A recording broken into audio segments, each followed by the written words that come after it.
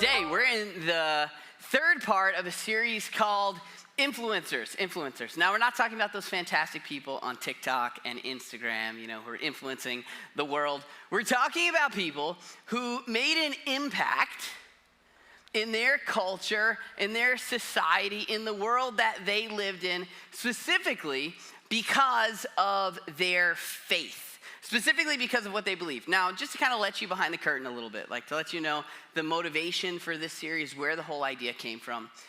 If you're like me, when I was growing up, faith, what I believed, my religion, it was just a line in my short version biography. It'd be like, well, my name's Lou, I'm in 5th grade, I like to play basketball, I'm Italian, I'm Irish, and I am also a Christian, right? It's just like boom, boom, boom, boom. And some of those things matter, some of them don't, but really for me, the whole idea of what I believe didn't really affect all that much about my life, other than what holidays I celebrated and maybe what rules I felt bad about breaking.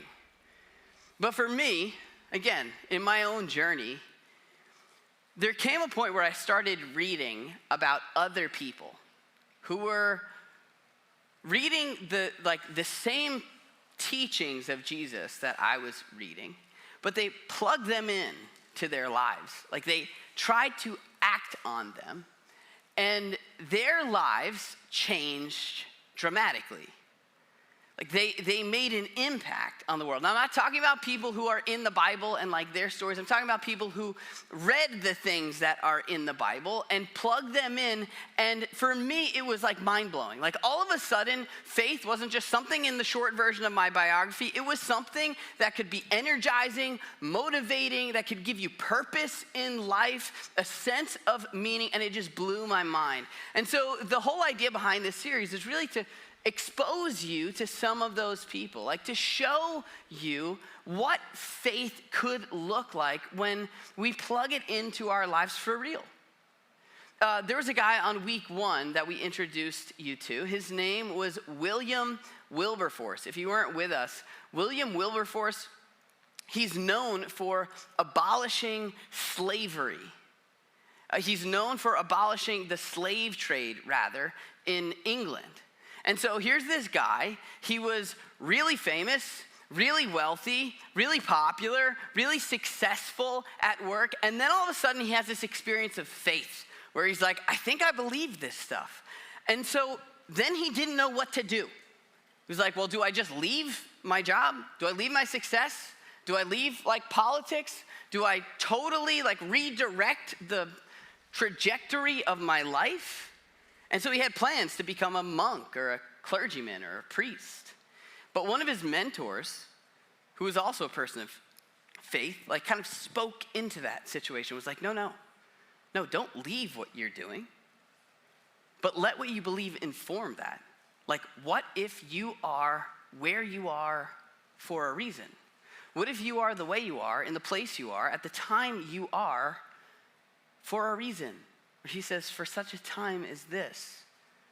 And he internalized that. And eventually, he accepted it as his mission to abolish the slave trade and slavery itself in England. And that eventually trickled over to the U.S. It took him 43 years, and no one else was doing it. It's crazy, just because he took what he believed and allowed it to influence his life. Then last week, we talked about somebody, a woman named Corrie ten Boom. She was around during the Holocaust. She lived in the Netherlands, and she was a Christian. And so she was relatively safe until she and her family decided they were going to house Jews that were fleeing, that were seeking refuge. And she opened up her home, and it's estimated that she saved the lives of up to 800 Jewish people during the Holocaust. But because of this, she was caught and arrested and sent to a concentration camp. So was everyone else in her family. Some of her family members lost their lives. She eventually got out, but even after she got out, she spent the rest of her life teaching people about the power of forgiveness, forgiving the people who did what they did to her. And her entire life, she's just living selflessly, like seeking the good of other people. And the question that I presented to you, the question that keeps coming to me, like after everything I heard about her life, is if I look in the mirror, like, and I ask myself this question, what do you do when nothing's in it for you? How would you answer that question? For me, that was a challenge. Like this woman, she's got no reason. There's no clear benefit to doing what she did. But she lived a different way. And it was because of what she believed. And so this week, we're talking about somebody else, somebody you may have heard of. But before I tell you who it is, here's the question. Here's the question I want you to think about, all right? Take a minute, ponder this. What does strength look like to you? When you think about strength, what comes to mind? If you had 30 seconds to draw a little picture, a little Pictionary picture, 30 seconds, timer, draw strength. What are you gonna draw? If it's an app on your phone, what's the icon look like? Right, like what comes to your mind when you think of strength?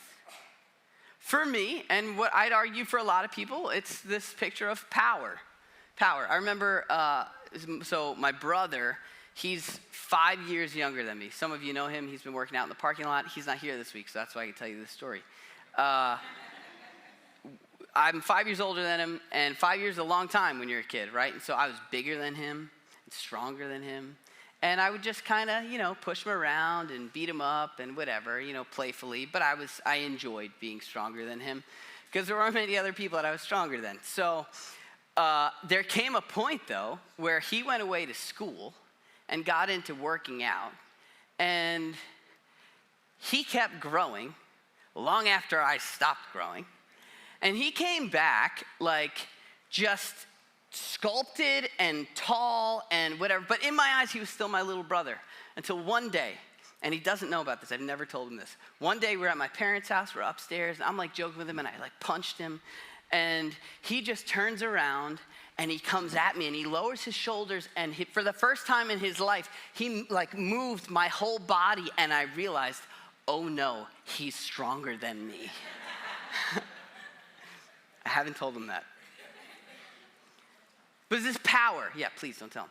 It was this power, right? When you think of strength, my guess is probably you think of some kind of power. Maybe it's physical strength. Maybe it's power to push through something. Maybe it's the power to keep waking up with a baby every single night as it's crying, right? For Allie and I, our kids cried for years straight. It took a lot of strength, took a lot of power. Maybe you think of, one of your heroes who was able to defy the odds. But often it comes back to this idea of power. The person we're talking about today adds another element to this idea of strength. And it's perfectly in line to the way that Jesus describes strength, the way that he talked about strength. And for us, I think it's something that's often overlooked when we're thinking about what actual strength, what actual power looks like. And so the person we're talking about today is a guy by the name of Jackie Robinson. Anyone know Jackie Robinson? All right, yeah, he's a pretty famous guy. He was born in 1919. He passed away in 1972. Jackie Robinson was a Major League Baseball player. He was phenomenal. He's a Hall of Famer. His number is retired in all of Major League Baseball. No one can wear the number 42 because of Jackie Robinson. He's also the first black player to play in the major leagues. He broke what they call the color barrier. And his life was one that required an unbelievable amount of strength on a regular basis. He was raised by a single mom. He was one of 5 kids, and he came from a family of athletes. Actually, one of his brothers went on to race with Jesse Owens in the Olympics. So they were all athletic, or most of them were athletic at least. He was born in Georgia, but his mom moved them to Pasadena, hoping that things would be a little bit easier out there. And his entire life, he's dealing with racism, with racial injustice, with inequality. It's a constant struggle for him, his entire life. But he was raised in a home that really promoted and elevated the teachings of Jesus. His mother was a woman of faith, and she was always talking about the things that Jesus said, and she hoped her children would come to believe what she believed. As he got older, he just continued to excel in sports. He played sports in junior college and in regular college. He went to UCLA, and he played 4 sports at UCLA. 4 sports. That's crazy. He ran track and field. I told you his brother was an Olympic runner. He actually beat one of his brother's records. He was the quarterback for the football team. He was the leading scorer on their basketball team. And he was also a baseball player. He was a very good baseball player. Now, he left UCLA before graduating with the hope of playing professional football. But not long after that, he found himself in the Army. He spent several years in the Army and eventually became an officer. And throughout that whole season of his life, there were battles with racial injustice, even as he's fighting for his country. He lived a life of constant struggle that required a lot of strength. Well, he was honorably discharged from the Army, and because he didn't graduate, it wasn't easy for him to find a job right away coming out of the Army, and so he played in an all-black baseball league for a team called the Monarchs, while also working as an athletic director. He wanted to get married, so he was trying to make enough money to get married. And one day, he gets a phone call. A meeting is set up with him and a guy by the name of Branch Rickey. Now, Branch Rickey was also a person of faith. He took what he believed very seriously. In fact, if you were here on week 1, there's a lot of parallels between the beliefs of Branch Rickey and William Wilberforce. Branch Rickey was the general manager of the Brooklyn Dodgers, and he believed that he was where he was for a reason. He believed it was his responsibility to do everything he could to integrate Major League Baseball. And so he began this process. He was looking for someone who could break the color barrier. Eventually, he found Jackie Robinson. Jackie Robinson had what it took as far as the stats were concerned. He was an unbelievable baseball player. But the reason Branch Rickey chose him was because he knew that Jackie Robinson was also a man of faith. And he believed that for this person to be able to pull off what he wanted to pull off, he would need a superhuman form of strength. To be able to endure what Jackie Robinson was going to endure on a day-by-day basis from opponents on the other team and opponents on his own team, he was going to need an unbelievable amount of strength. And there's this conversation that they have that's actually recorded in a bunch of different biographies. But there's this question, there's a movie about it, it's called 42. You can see bits and pieces of this conversation. Branch Rickey looks at him and he says, I need to know that you have the guts it takes to do this. And Jackie goes into everything that he's done. He's like, look, I've been in the Army. I've dealt with inequality my whole life. I've dealt with racism my whole life. He's like, when I need to, I can defend myself. I can fight. I've got the guts. I've got what it takes. And Branch Rickey looks at him and here's the famous quote. He says, I need to know you have enough guts to not fight back. Because he knew that if anybody could say anything against Jackie Robinson, this whole plan would go up in flames and set back the process of integration 10 to 15 years. And he sits him down and he opens up a book called The Life of Christ. And in that book is a passage from the gospel according to Matthew. It's a passage, if you were here with us last week, that might look very familiar. But the two of them read that together, and Branch Rickey said, this is what it's going to take. And so he read the words of Jesus that said, you've heard it was said, an eye for an eye, and a tooth for a tooth. Someone takes something from you, you take it right back. Give them what they deserve. He says, but I tell you, don't resist, don't avoid, don't separate yourself from an evil person. If anyone slaps you on the right cheek, turn to them the other cheek also. If anyone wants to sue you and take your shirt, well, hand over your cloak as well. If anyone forces you to go 1 mile, go with them 2 miles, the extra mile. Give to the one who asks you, and do not turn away from the one who wants to borrow from you. The reason we're talking about this passage again this week is because when the average person thinks strength, they're not thinking about turning the other cheek. Now, don't get me wrong. Like, this is not Jesus saying, put yourself in a situation where you're constantly going to be abused. He's not saying put yourself in danger.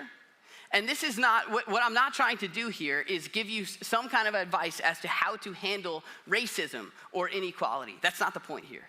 The point is, Jesus is presenting strength in a way that's very different, in a way that's countercultural. If we're asking Jesus, what does strength look like? He might say power, right? Because that's part of it.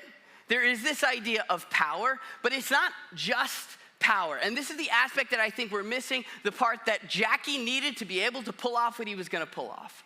It's not just power, it's power under control. Think about the amount of control you need when someone slights you to not just give it right back to them. The amount of strength, the amount of control you need to not just not give it right back to them, to not just like stay there and do nothing, but then also to go the other direction and try to make good out of the situation. Think about the amount of control it takes to, when you're forced to go 1 mile, someone forced me to do anything, I'm like, well, I'm done with you, right? But he doesn't just say go the mile. He doesn't say go and don't complain about it. He says, well, just keep going. Have that kind of control that the insults of people, the inconveniences of people, the harsh treatment of people is something that doesn't get to you. You see, like, power without control actually ends up becoming a weakness. And I'm sure you've seen it, right? Especially if you watch sports. You know, when I was growing up, when I was in 7th grade, I used to love watching my varsity team, these older guys play. And there were 2 guys on the team, and they were like the exact opposite. One guy was huge. He was massive. He was like everything I wanted to be in a human. He's like 6'6", gigantic, tough. He had a real deep voice, strong. Or at least he looked strong. And then there was this other guy. His name was Steve. And he was like about my height, maybe a little taller than me. Pretty scrawny. Not very intimidating in his appearance. But the two of them were the exact opposite. One looked like power, and the other had control. You see, the big problem, and very quickly word got out, was that this big guy was all power and no control. And as soon as other teams picked up on that, you'd poke him and he would fall apart. You'd say, oh, that was a dumb shot. You're not very good. And all of a sudden it's like, what did you say to me? Because he was so fragile, so easily offended, and his strength actually became a weakness. The power without the control was a weakness. But then you had this other guy who maybe didn't look so powerful, but he could not be faced. He was unshakable. People would try to get in his head. They'd talk trash to him. They'd hit him. They'd hit him with a low blow. And this guy was just like steady all the way. And if you knew him and you talked to him afterwards, you knew he didn't enjoy it. But he was the one in control of how he responded. Whereas the other person, the other guy, was being controlled by everybody else who figured out he could be controlled very easily. And it became a weakness. So my question to you is, when you think of strength, do you think of power or power under control? Even this idea, if you hear, like we often say, oh, that he makes me angry. Even that language, in that language, the implication is he has control over how I feel. I've given him my power. How easily are you offended? How easily are you insulted? How easily are you flustered and rattled? Or do you have control? Like that kind of strength. Even to put aside the insult and recognize in this situation, the most valuable thing I could do is to go this extra mile, even though I've been forced to go one I didn't want to go. I can put aside how I feel and do the hard thing anyway. Think about it like this. I heard a story, two leaders. And one guy starts talking trash about the other guy. He's unfair, he's unkind, he's this, that, and the other thing. I'm so great, he stinks. Okay, I won't say what their names are. And word gets back to this guy. You know what so-and-so said about you? He said you were this, that, and the other thing. And this guy looks at the person who asked him the question, and he says, oh, that guy over there, he's a great leader. And I guess I could see how, from maybe his standpoint, based on what he knows and what he's seen, maybe I do seem unfair or unkind. I would argue that I'm not, but I guess I could see why he would think that. But he's a great leader. Like, to me, that is strength. And I think what Jesus would say is, when you think strength, like most people in our culture would think, oh yeah, you come back and you squish that guy like a bug, like find some dirt on him, make him look dumb. You're dumb, well, you're dumber, right? And just like go right back. He slaps you, slap him back. Just make sure he falls down. I think Jesus would say, no, like, you want to see strength, watch somebody hold it together and not subject themselves to danger, but to choose the high road, to go the extra mile, to turn the other cheek. I heard another story about a guy who was on a board. There's a bunch of community leaders, and they're arguing over an issue. And one side's arguing this, the other side's arguing that. The board meeting is getting chaotic. It's in front of other people. It's getting pretty nasty. And this one guy steps up and exercises some strength. And what a lot of people would have done is hollered and yelled and tried to be the loudest person in the room and totally lean into their power. But instead, he speaks up and says, what would it look like to show some grace to one another in this situation? He separates himself from his own personal view, how he's been insulted, and suggests a higher road. And it was amazing. This suggestion totally had the power to just quiet the room and bring everyone to a different place. That traditional strength, as we think of it, could not have done. It's power under control. And so when you get snubbed or overlooked or insulted, do you power up? Or do you get control? When a parent at the bus stop is talking about you, do you slap back? Or do you have the control to take the higher road? Suggest a different alternative. You see, where this falls into place, it's not just a nice thing to do. This was part of the mission of Jesus. A lot of people think he showed up to decide, you're the good guy, you're the bad guy, this is the wrong side, and that's the right side, and I'm here to tell everyone who's right. But Jesus didn't show up to decide who's right. He showed up to make things right, to make people right, to make relationships right. And when it comes to being insulted and being slapped and being taken advantage of, you got a choice. You can be right or you can make things right, but it's very rare that you're able to do both. And it's the reason why Jesus had the influence that he did. Because he was willing to overlook the insults, willing to overlook the criticism. If you know the story, you know there are Pharisees that were critical of him. They made all these crazy accusations against him. And even Jesus was like, all right, you want to talk? One of them wants to talk? Fine, I'll come meet you in the middle of the night so that no one will see that you're talking to me, but I'll answer all your questions.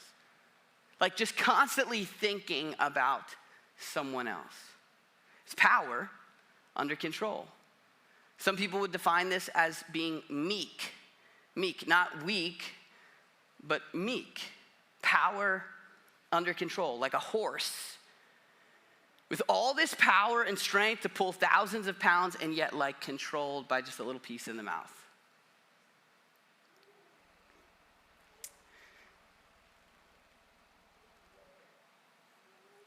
We're gonna wrap things up. I'll ask the band to come back up here and then we'll finish. But what I want to suggest to you, or the way I'd like to close, is just by thinking, like for you, especially if you're someone who believes this, who's bought into the things that Jesus said and the way that he taught, what would your life look like if you were to practice this kind of strength? Where are there situations where you want to come in with power? When you want to like slap back? And maybe the most appropriate response is to choose the high road, to go the other way. There's a time to stand up. There's a time to say enough. There's a time to draw the line. Don't miss my point. I'm not saying to put yourself in danger. But so many of our problems are from petty little slap fights. And what if we were more like the kind of people that Jesus invited us to be? No, don't hit back. Let that go. Get in their corner. What would it look like to live with grace in this situation at work, at home, with your family, with your spouse? Maybe we would start to be a little bit more like what Jesus invited us to be when he said we could be the light of the world.